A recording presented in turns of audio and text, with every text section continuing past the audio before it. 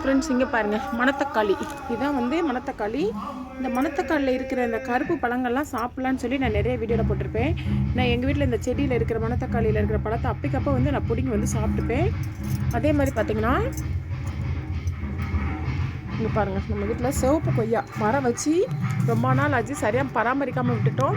இப்போ இந்த மலைக்கு பார்த்திங்கன்னா ஒரு கொய்யா விட்டுருக்கு பாருங்கள், தெரியுதா? ஒரு குட்டி கொய்யா விட்டுருக்கு. ஆனால் இதை கூட இந்த பசங்க இந்த பின்னாடி ஸ்கூல் இருக்கிறதுனால இந்த பசங்க வந்து என்ன பண்ணுவாங்கன்னா பிடிங்க விட மாட்டாங்க. அந்த இன்னும் ஒரு குட்டி காய் விட்டுருக்கு பாருங்கள், இங்கே ஒரு குட்டி கொய்யா விட்டுருக்கு. சிவப்பு கொய்யா ஆசையோடு வச்சோம். இந்த பசங்க இந்த காய்களை பார்த்தோன்னே பறித்து பிடிங்கிட்டு போயிடுறாங்க. அதே மாதிரி பாருங்கள், பப்பாளியுமே பாருங்கள், உங்களுக்கு தெரியுதா?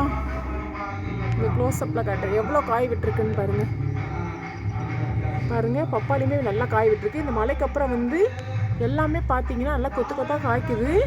ஏன்னா மழை தண்ணி பட்டு இது பண்ணுறதுனால இதெல்லாம் முதல்ல இந்த பப்பாளி மரத்தில் ஒரு காய் கூட இருக்காது. இப்போ நல்லா வந்து பப்பாளி மரத்துலையுமே நல்லா காய் விட்டுருக்கு. கொய்யாவுமே நல்லா காய்ச்சிருக்கு. மனசுக்கு ரொம்ப சந்தோஷமாக இருக்குது. என்னென்னு பார்த்தீங்கன்னா அதே மாதிரி மணத்தக்காளி பார்த்தீங்கன்னா இங்கே ஒரு செடி அதுவே தன்னால் முளைச்சி வந்திருக்கு பாருங்கள். இங்கே பாருங்கள், பழத்தை பாருங்கள், பார்த்தீங்களா எவ்வளோ பழம் இருக்குன்னு பார்த்தீங்களா? இதெல்லாம் பார்த்தீங்கன்னா விட்டுறாதீங்க ஃப்ரெண்ட்ஸ், கட்டாயம் பிடிங்கி சாப்பிடுங்க. அல்சருக்குலாம் நல்ல ஒரு மருந்துன்னு சொல்லலாம். உங்கள் வீட்டு உங்கள் ஏரியா சைடு இந்த மணத்தக்காளி பழங்கள்லாம் பிடிந்தால் நீங்கள் பிடிங்கி சாப்பிடுவீங்களாங்கிறத சொல்லுங்கள். ஓகே, பாய்.